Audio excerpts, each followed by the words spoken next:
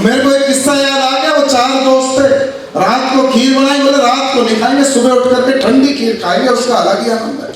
सुबह उठकर देखा तो भगोना साफ, बोले खीर कौन खा गया? और सारे एक दूसरे से पूछे तूने खाई? बोला ना मैंने नहीं खाई। बोला मैंने नहीं खाई। बोला मैंने नहीं खाई। चौथा बोला मैंने खाई। बोला तूने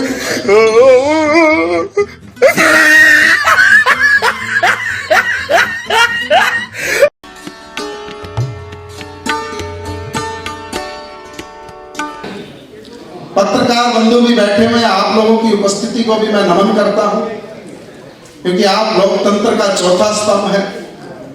पहले का जमाना था भाई साहब, 3-3 दिन लग जाते थे अखबारों में खबर आने में। आजकल इलेक्ट्रॉनिक युग है, डिजिटल इंडिया चल रहा है। कोई भी खबर तुरंत अखबार में छप जाती है, कोई घटना हो तुरंत अखबार में छप जाती है। कई बार तो खबर पहले छप जाती है, घटना बाद में। तो बिल्कुल सही बात बता। वो एक जंगल की मुझे घटना याद आती है। वो एक शेर सो रहा था पेड़ के नीचे, और उस शेर के ऊपर बंदर बंदरिया खेल कर रहे। अचानक बंदरिया के मन में पता नहीं क्या है, वो बोली एक काम कर, शेर की पूंछ मरोड़।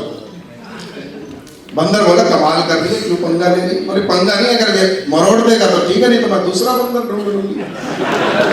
अब बंदरिया की धमकी, और बंदर क्या करे बेचारा, जाकर के शेर की पूंछ मरोड़ दी और भाग गया।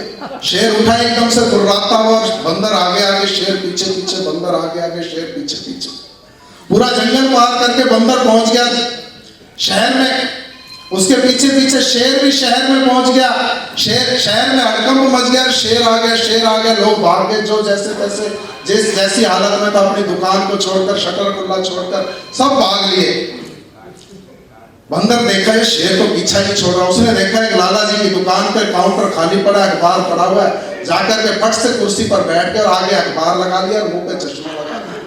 अब शेर आ रहा ढूंढता बोला अरे बंदर कहाँ गया, बंदर कहाँ गया? उसने देखा एक ही आदमी नजर आ रहा है। उसने बंदर से ही पूछ लिया, बोला भाई तूने यहाँ बंदर देखा?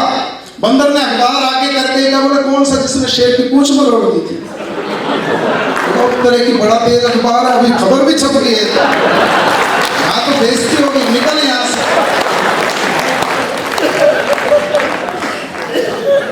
झांसी में ही एक बहुत बड़े पत्रकार हैं डॉक्टर अर्जुन सिंह चांद, जो कि एक बहुत ही अच्छे रचनाकार भी हैं। उन्होंने कहीं लिखा कि लश्कर भी तुम्हारा है, सरदार तुम्हारा है, तुम झूठ को सच लिख दो, अखबार तुम्हारा है। हमारे अनिल अग्रवंशी जी हैं, देश के बहुत बड़े हास्य कवि हैं, अंतरराष्ट्रीय स्तर के कवि हैं भाई साहब। हमारे सुरेंद्र शर्मा जी हैं, ये भी अंतरराष्ट्रीय स्तर के कवि हैं। अंकिता सिंह, अनामिका अंबर जी, ये सभी के सभी अंतरराष्ट्रीय स्तर के कवि हैं। एक मैं ही हूं अकेला इस मंच पर जो गली मोहल्लों का कवि है। ये अनिल अग्रवंशी जी आज बहुत मुश्किल से यहाँ आए, बहुत बिजी रहते हैं भाई साहब। इनसे मिलने के लिए, अपॉइंटमेंट लेने के लिए 1-1 महीने इंतजार करना पड़ जाता है। मैंने एक दिन इनको फोन किया, मैं अनिल भाई साहब मिलना है आपसे, कहाँ हो? बोले भाई कौशिक आज तो मैं अमेरिका में हूँ। मैं क्या अमेरिका में क्या करने चले गए? बोले यार कवि सम्मेलन है, और क्या करने चला गया? यार ये बहुत बढ़िया। 3 दिन बाद मैंने फिर फोन कर दिया, मैं क्या अनिल भाई साहब कहाँ हो? बोला यार मैं लंदन में हूँ। मैं कि लंदन में? अभी तो आप अमेरिका में। तो बोले फिर क्या हो गया, लंदन में कवि सम्मेलन नहीं हो सकता। मैं वाकई कमाल का आदमी हूँ। मैं भाई साहब ढूंढता इनके घर ही पहुंच गया। बाहर मोहल्ले में इनका बच्चा खेलता हुआ मुझे नजर आ गया। उससे मैंने पूछ लिया बेटा पापा कहाँ पर है? बोला अंदर रसोई में मम्मी के साथ बर्तन बनवा रहा है। मैं कि ठीक है तू रुक। मैंने भाई से फोन किया, अनिल भाई साहब कहाँ हो, मिलना है आपसे। बोले भाई स्टीव मैं कनाडा में हूँ, तू कहाँ? बाकी कनाडा के गेट पे खड़ा हूँ, बाहर आ।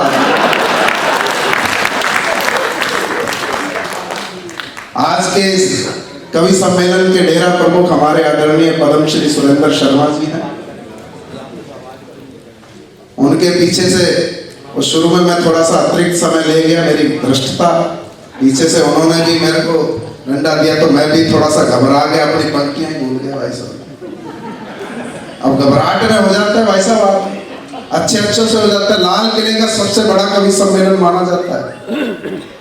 वहां पर एक कवि आया भाई साहब, पहली लाइन में ही पंक्ति भूल गया, एक पंक्ति पढ़ी और आगे कविता भूल गया पूरी। हाँ हो जाता है। उसने कविता पढ़ना शुरू किया, बोला चौराहे पर खड़ा कुत्ता,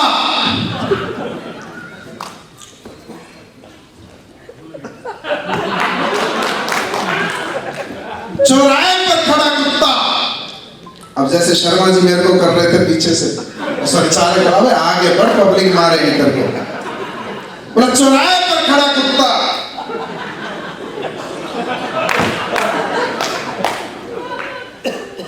वह जल्दी कर, बोला चौराहे पर खड़ा कुत्ता और कुत्ते के ऊपर कुत्ता।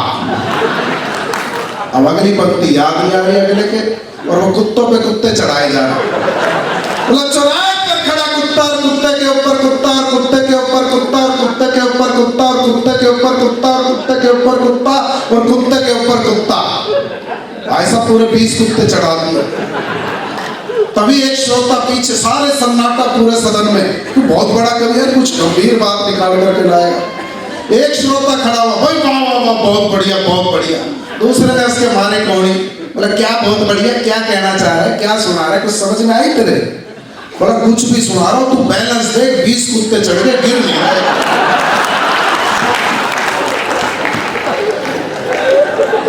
तो दोस्तों बस ये हंसी और खुशी बांटने हम लोग आप लोगों के बीच में आए हैं।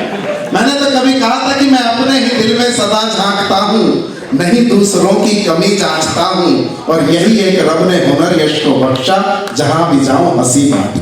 वाह वाह वाह। और जब पंक्तियां विस्मृत हुई थी, मैं आदरणीय शर्मा जी के चरणों में ही समर्पित करता हूं कि मैं क्या कहना चाह रहा था, कि क्यों शर्मा जी आज इतने बड़े नाम हैं जिनको सुनने के लिए हमारे बाबूजी भी बहुत उतावले हैं। बीच में ही डिमांड लगा रहे हैं 2 कवियों का नंबर काट के कि शर्मा जी, और शर्मा जी को सुनने के बाद यहाँ बचेगा कौन फिर? वो तो हमारे ग्रुप का एक क्या बचा करके रखा हुआ है। और इतने बड़े कवि बनना सहज नहीं है भाई साहब। कैसे बना जाता है इतना बड़ा कवि? कि फलों से हो लदे जो पेड़ हरगिज तन नहीं सकते, कि फलों से हो लदे जो पेड़ हरगिज तन नहीं सकते, बिना बेटी कभी घर में तो उत्सव मन नहीं सकता। मैं बहुत सम्मान करता हूं बेटियों का, और सबसे ज्यादा अपने ससुर की बेटी का सम्मान, और उससे भी ज्यादा अपने ससुर की छोटी बेटी का सम्मान। कि फलों से हो लदे जो पेड़ हरगिज तन नहीं सकते, बिना बेटी कभी घर में तो उत्सव मन नहीं सकते। और यही एक बात तुलसी और कालिदास से सीखी, बिना बीवी से खाए लात कभी तुम बन नहीं सकते।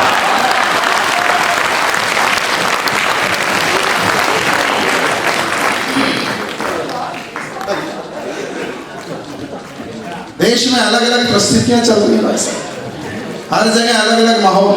अभी आपने महाराष्ट्र में देखा होगा, चारों पार्टियां सिंह फंसा करके खड़ी हो गई। वो तीनों पार्टियां रात भर, शिवसेना, एनसीपी, कांग्रेस, आई शपथ हम एक हैं, आई शपथ हम एक हैं, आई शपथ हम एक हैं। वहां सुबह सुबह अंधेरे में देवेंद्र फडणवीस खाई शपथ, बोला तुम करते रहो आई शपथ, मैंने खाई शपथ। मेरे को एक किस्सा याद आ गया। वो 4 दोस्त थे, रात को खीर बनाई, बोले रात को नहीं खाएंगे, सुबह उठ करके ठंडी खीर खाएंगे, उसका अलग ही आनंद है। सुबह उठकर देखा तो भगोना साफ, बोला खीर कौन खा गया? और सारे एक दूसरे से पूछे तूने खाई? बोला ना मैंने नहीं खाई। बोला मैंने नहीं खाई। बोला मैंने नहीं खाई। चौथा बोला मैंने खाई। बोला तूने क्यों खाई? बोला रात को हनुमान जी मेरे सपने में आए, बोला खा खीर नहीं तो मारूंगा सोट। बोला क्या करता? खानी पड़े। फडणवीस से भी पूछा गया तूने क्यों खाई शपथ, तेरे पास तो कुछ था भी नहीं मामला। बोला मेरे को भी रात को अमित शाह का फोन आया। बोला खा शपथ, खानी पड़ी भाई साहब, मजबूरी।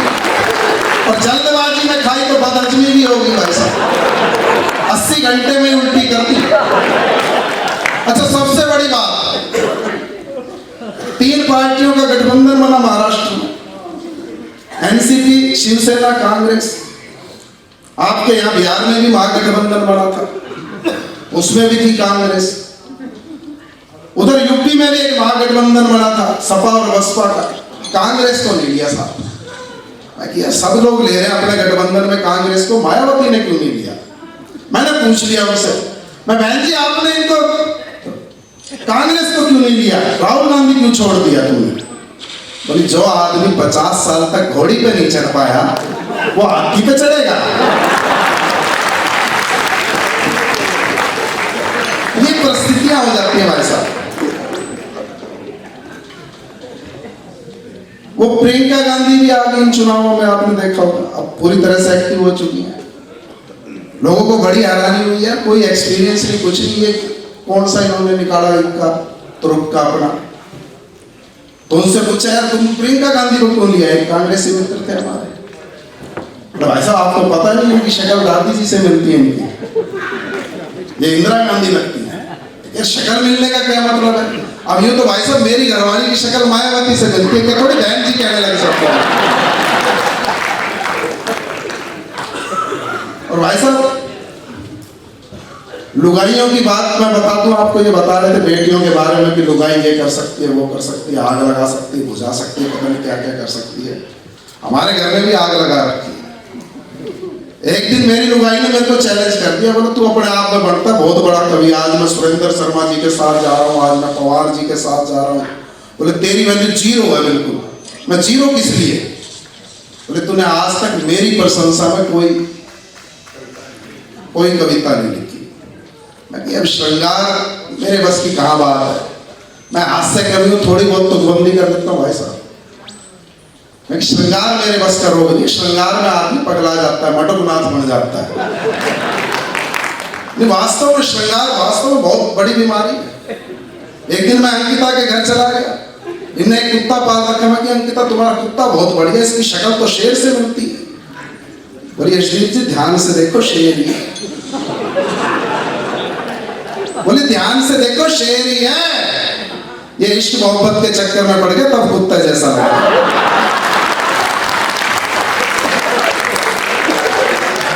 तो मैंने उसको समझाया मैं मेरे बस का काम नहीं, श्रृंगार मैं थोड़ी बहुत तुकबंदी कर लेता हूँ, अपनी रोजी रोटी चला रहा हूँ, कुछ भी कर रहा हूँ। अगर मेरी प्रशंसा में तैने सुबह तक 2 पंक्ति नहीं लिखी तो कल से तेरे कवि सम्मेलन बैन।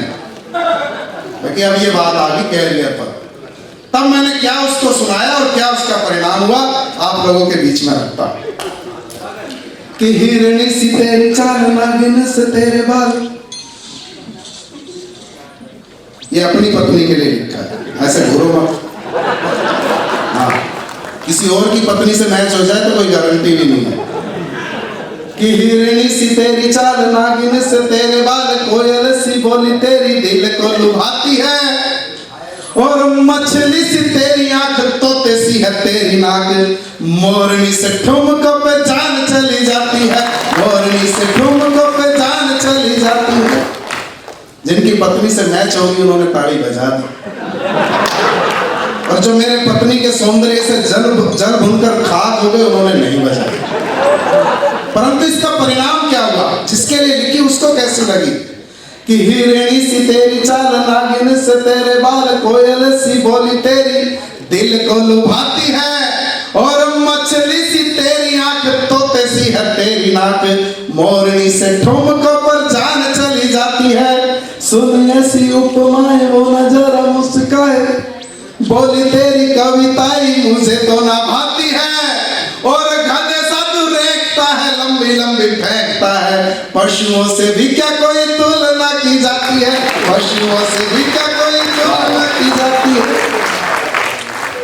और दोस्तों हरियाणा की बात कर रहे थे आप लोगों के बीच में, 4 पंक्तियां मैं चाहूंगा कि हरियाणा की शान में भी पढ़ दूं कि सीधे साधे लोग जहां बातों में है रस, जहां हरियाणा के लोग वास्तव में बहुत सीधे होते हैं, बिल्कुल जलेबी की तरह। वो हरियाणा का एक ताऊ दिल्ली के वकील से उलझ गया बाबू। ताऊ बोला मैं घना श्याना, वकील बोला मैं घना श्याना। अब दोनों में बहस छिड़ी, कोई फैसला नहीं होके दे।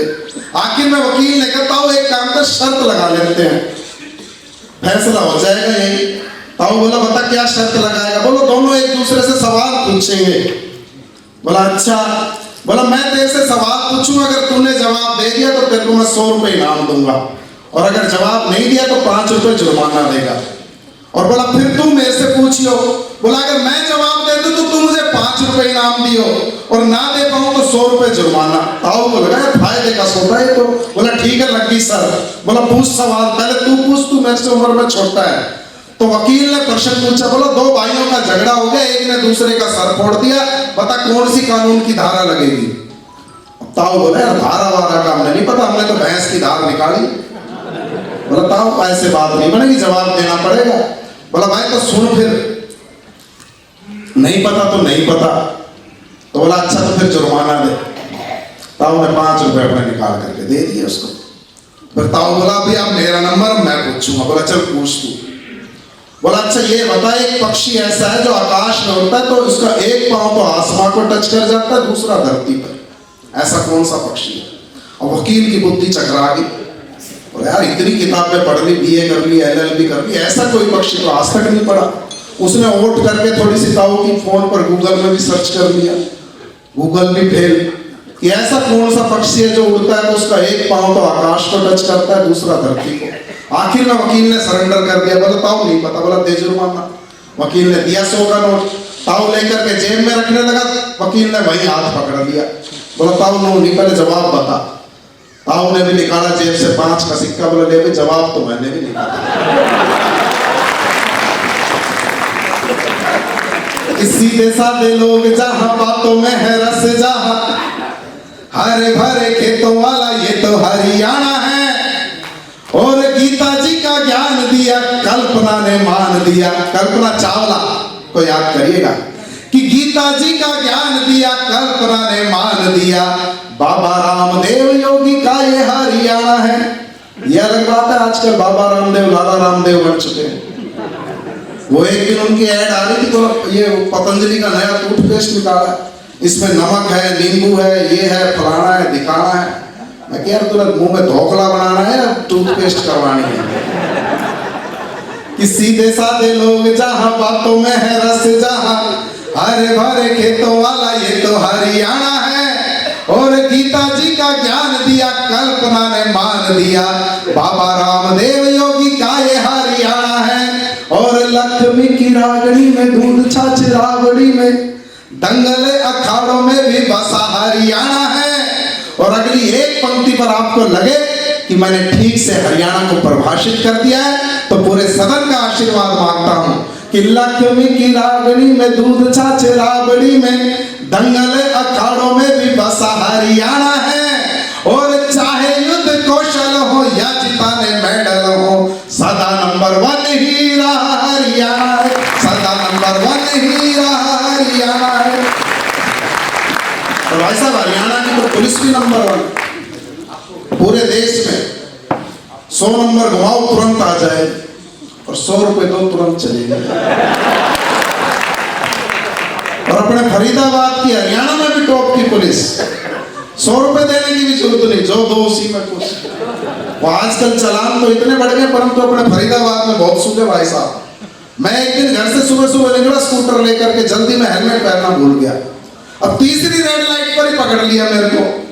बोले आजा भाई साइड में, हेलमेट नहीं चालान कटेगा। मैं बाबूजी देख लो गलती होगी। बोले गलती होगी का क्या मतलब है, हम क्या यूं ही खड़े हैं यहाँ पर। मैं बताओ कुछ सेवा पानी। बोला अच्छा ला दे 500 रुपए। मैंने निकाला पर्स में, जी देख लो 20 रुपए पड़े, लेने तो ले लो, बताओ क्या करो। पहले तो देखा कल्डा मेरी तरफ, फिर बोला पता नहीं कहाँ से आ जाते हैं सुबह सुबह। बोला अच्छा चल दे जा। मैं कि चला तो जाऊंगा, मैंने बहुत दूर जाना है, आगे कोई और तुम्हारा रिश्तेदार मिल गया उसको क्या दूंगा मैं। बोला अच्छा एक काम कर लो, कोई और मिल जाए ना। कान में धीरे से बोला बोलते हो पेप्सी। मैं कि चलो ठीक है। आगे कुदरती फिर मिल गए मुझे, नाका लगा करके खड़े। बोला आजा भी चालान कटेगा। मैंने भी कह दिया पेप्सी। बोला अच्छा ठीक है जा। यार ये तो अपने हाथ में पासवर्ड मिल गया, ये बहुत बढ़िया। भाई साहब अगले दिन मैं जान के हेलमेट नहीं लगाया। मैं क्या जब अपनी जेब में पेप्सी है तो फिर काहे को मैं हेलमेट सिर पे लेकर के चलूं। मैं भी निकला चौड़ा होकर के, आगे फिर मुझे पकड़ लिया पुलिस वालों ने। बोला आजा भाई चालान कटेगा। मैंने भी छाती 56 इंच खुला करके कहा पेप्सी। बोला घड़ा शाना मत ना बन, आज लिमका है, कहाँ पुरानी पेप्सी लिए। परंतु दोस्तों देखो ये सिर्फ हंसी मजाक की बातें हैं। मैं दिल से बहुत सम्मान करता हूँ वर्दी का, चाहे वो पुलिस की वर्दी में यहाँ पर हम लोगों की हिफाजत में खड़े रहते हैं या फौजियों की वर्दी में वहां सरहद पर खड़े रहते हैं। मैं बताना चाहता हूँ पूरे सदन को कि कौन है ये वर्दी वाले, और अब देखना चाहता हूं कि आप कितना वर्दी वालों का सम्मान करते हैं। कि रहे अधिक सीना ताने सीमा पर लड़ती वर्दी है, कि रहे अधिक सीना ताने सीमा पर लड़ती वर्दी है, अविरल जंतु रक्षा खातिर पल पल लड़ती वर्दी है, विपदा कोई आन पड़ी तो आगे दिखती वर्दी है, 30 त्योहारों या मेलों में भी डटती ये वर्दी है, शिखर दोपहरी गर्म हवाओं में भी तपती वर्दी है, बर्फीली ठंडी रातों में सड़क पे जगती वर्दी है, कुर्बानी दे करके भी प्रश्नों से गिरती वर्दी है, कुर्बानी दे करके भी प्रश्नों से गिरती वर्दी है, कुर्बानी दे करके भी प्रश्नों से गिरती वर्दी है, और दुश्मन की औकात नहीं अपनों से मरती वर्दी है।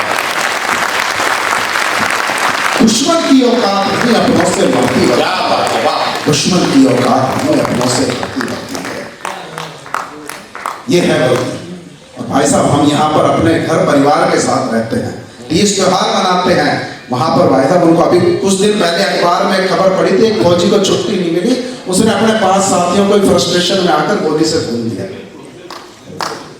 कई साल हो जाते भाई साहब अपने परिवार का मुंह देखे हुए। छुट्टी की इतनी भारी समस्या है। हमारे गांव का एक फौजी था रामफल, उसको छुट्टी की बहुत भारी समस्या थी। वो जब गया अपने साहब के पास, बोला साहब छुट्टी चाहिए। बोला भाई छुट्टी किस बात की चाहिए? बोला जी घर से टेलीग्राम आया, मेरा बाप मर गया। अब बाप मर गया कौन मना करे? बोला अच्छा भी जा। 3 महीने बाद फिर आके रामफल खड़ा हो गया, बोला साहब छुट्टी चाहिए। बोला आप किस बात की छुट्टी? बोला जी मेरी माँ मर गई। बोला जी पहले तेरा बाप मरा था, तो बोला फिर के माँ ना मर सके। अच्छा भी जा। 3 महीने बाद फिर आ गया, बोला जी साहब मेरा बाप मर गया, छुट्टी चाहिए। बोले अभी तो तेरा बाप मरा था, क्या तेरी कहानी? उसने उसकी फाइल निकलवा ली। अरे तो कई सालों से इसका यही नाटक चल रहा है, कभी बाप मर गया, कभी माँ मर गई, कभी बाप मर गया। बोला क्या नाटक है तेरा? बोला आपको नाटक लग रहा है, छुट्टी की पड़ी है, या मेरे ऊपर सोचो मेरे दिल पर क्या बीत रही है? बोला क्या बीत रही है? बोला जी सबसे पहले तो मरा था मेरा बाप, तो फिर मेरी माँ ने कर ली दूसरी शादी, बोलिए ही नया बाप, फिर मर गई मेरी माँ, तो फिर मेरे नए बाप ने फिर दूसरी शादी कर ली, वो नहीं मार लिया। बोले एक तो एक्सपायरी डेट का तो प्रोडक्ट लाते हैं, आप छुट्टी का रोना रो रहे, या हर तीसरे महीने मुझे काज भी करना पड़ता है उनका, सारी तनख्वाह तो उसी में निकल जाती है। साहब ने धमका के भगा दिया। 4 दिन बाद फिर पहुंच गया, बोला साहब छुट्टी चाहिए। बोला अब क्या हो गया? बोला जी बहुत जरूरी काम है, छुट्टी चाहिए। बोले छुट्टी तेरे को नहीं मिलेगी, तू फ्रॉड आदमी है, फालतू की कहानियां बनाता। बोले साहब बहुत जरूरी है, पैरों में लौट के साहब को लगाते, चल थोड़े मजे ले लेते हैं। उन्होंने कहा अच्छा छुट्टी दे दूंगा, एक सवाल का जवाब देना पड़ेगा। बोला जी पूछो साहब। अच्छा उन दिनों वो फिल्म आई थी बाहुबली पार्ट 1।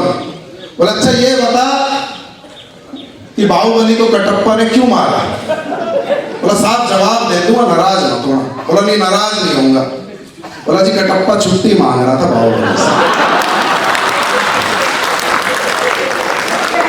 कि एक दिन लेकर छुट्टी की दरखास्त रामफल गया साहब के पास, कि एक दिन लेकर छुट्टी की दरखास्त रामफल गया साहब के पास। बोला साहब कल ही आइए, घर से चिट्ठी जरूरी काम है, मुझे चाहिए 10 दिनों की छुट्टी।